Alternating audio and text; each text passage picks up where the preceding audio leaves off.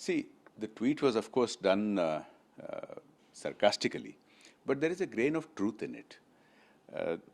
Canada has been professing all these liberal values like freedom of speech, but they have been appeasing and patronizing and supporting terrorists on their soil. And these terrorists, they are not just targeting India. They have killed hundreds of Canadian citizens themselves.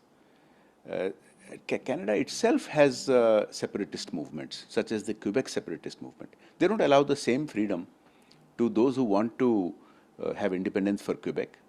They don't allow a referendum for Quebec separatists, and yet they have no problem allowing Khalistani separatists and terrorists to not only have, to try to have this referendum on Canadian soil, but also to celebrate acts of violence. They have had tableaus celebrating the assassination of an Indian Prime Minister. This is not acceptable. It's not civilized. So in my sarcastic tweet, I have said that we must reciprocate this friendship with Canada. And if anybody in Quebec wants to do a proper referendum, India has the digital capability. We can help them do it online.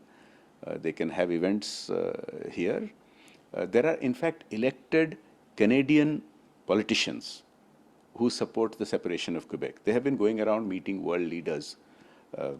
If they wish to come to India, perhaps we can have an interaction and try to understand their own views and their position and how Canada treats them. That this is a tit for tat which Canada will understand, because they don't seem to understand decency, and the way their Prime Minister has behaved is just not acceptable.